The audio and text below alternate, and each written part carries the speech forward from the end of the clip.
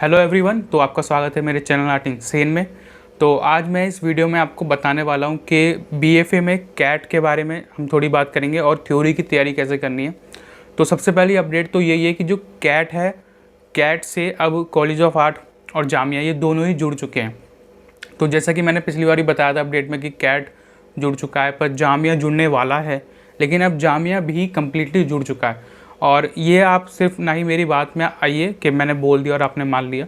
आप उसकी साइट पर जाओगे, आपको नीचे दिख जाएगा कि पार्टिसिपेशन जो भी यूनिवर्सिटीज़ हैं, तो कॉलेज ऑफ आर्ट नहीं दिखेगा बल्कि दिल्ली यूनिवर्सिटी दिखेगी, क्योंकि college of art Delhi university से ही जुड़ा हुआ है। तो वहाँ आपको दिल्ली यूनिवर्सिटी का नाम दिख जाएगा, उनका लोगो दिख जाएगा, जैसे कि आप साइड में देख सकते हो।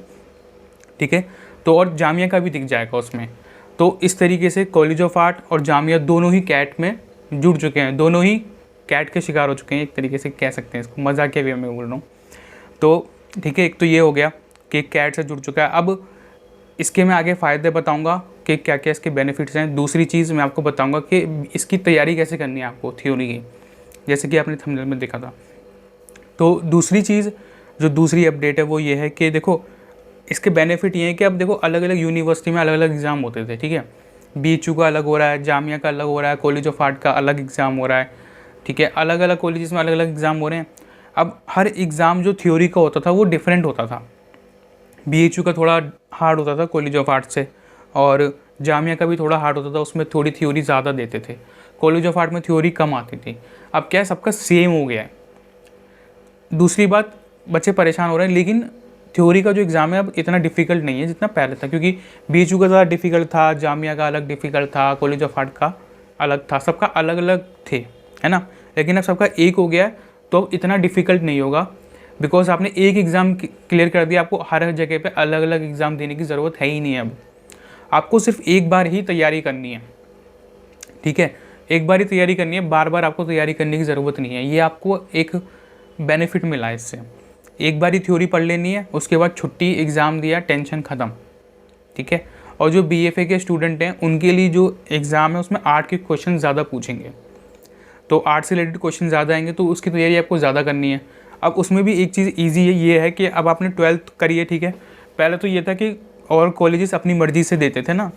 अब क्या हो गया ना कि सबका एग्ज़ाम एक जैसा ही आएगा, तो कोई इसमें ये नहीं होगा कि कोई अपना ज़्यादा डिफ़िकल्ट बना के दे रहा है या अपना अलग अलग तरीके से दे रहा है। तो अब ये जो आपकी तैयारी कैसे होगी, ये 12th और 10th की जो बुक आती है ना आपकी, बीएफए वाली नहीं, पेंटिंग की बुक होती है आपकी। और ठीक है, ज़रूरी नहीं है बुक का कवर ऐसे ही हो, कैसे भी हो सकती है। तो बहुत पुरानी किताब है, पुरानी बुक है, और ये है national institute of open school learning की ये बुक है 12th 11th की।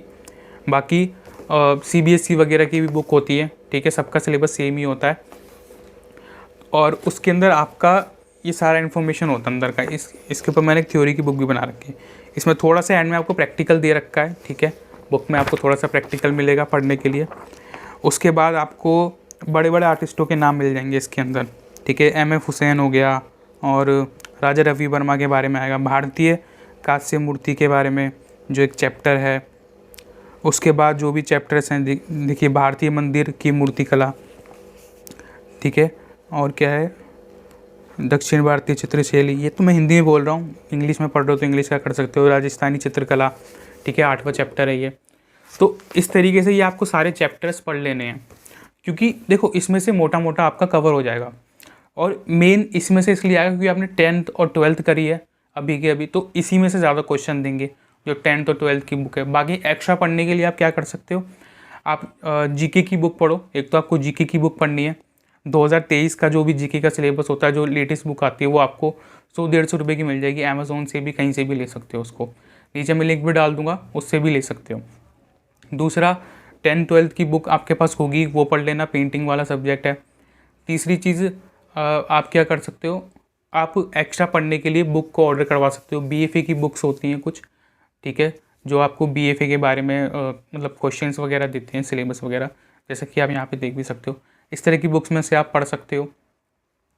ठीक है, 100-200-300 तक के अराउंड ये बुक्स आएंगी, ज़्यादा महंगी बुक लेने की ज़रूरत नहीं है।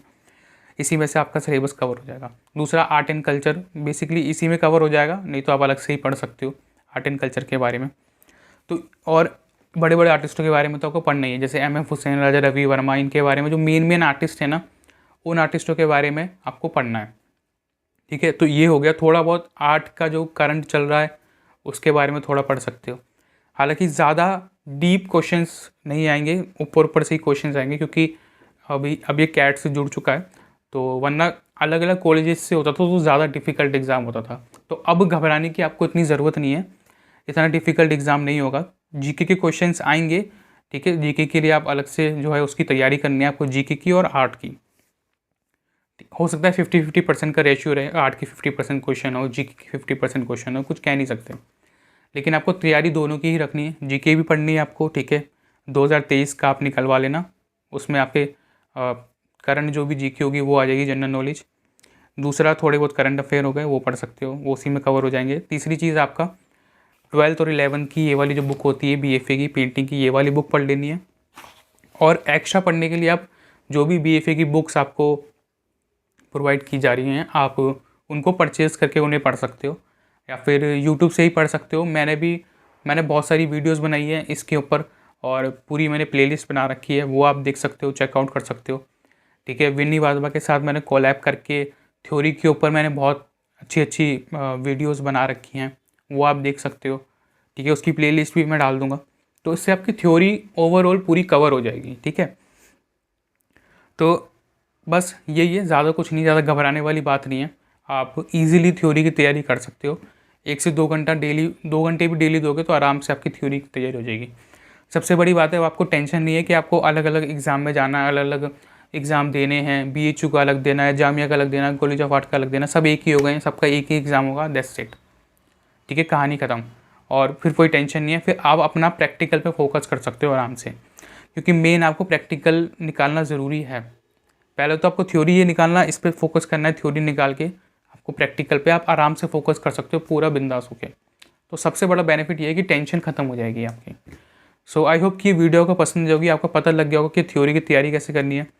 कोई भी क्वेश्चन वगैरह रह रहे हैं वो आप मुझसे कमेंट सेक्शन में पूछिए बिंदास होके। ठीक है, अगर आपको बुक्स वगैरह परचेज करनी है तो मैं नीचे लिंक डाल दूँगा डिस्क्रिप्शन में। दूसरी चीज़, अगर आपको थ्योरी की तैयारी भी करनी है तो उससे रिलेटेड मैं अपनी प्लेलिस्ट की लिस्ट भी डाल दूँगा, उसमें जाके आप थ्योरी की जो है तैयारी कर सकते हो। जो भी मैंने वीडियोज़ बनाई है वो आप देख सकते हो। साथ साथ में अगर प्रैक्टिकल की तैयारी करनी है तो प्रैक्टिकल से रिलेटेड वीडियोज़ भी मैंने अपने चैनल पर डाल रखी है, वो भी देख सकते हो। और इफ़ इन केस अगर आपको मेरे से पर्सनली क्लासेस लेनी है बीएफए की, तो वो भी आप ले सकते हो। उसके लिए आप अकेडमी के नंबर पे मुझे कांटेक्ट कर सकते हो, तो उसमें आपकी फिर पर्सनल जो बीएफए की ट्रेनिंग होती है वो आपको प्रोवाइड कर दी जाएगी। So thank you for watching guys, keep supporting and keep loving.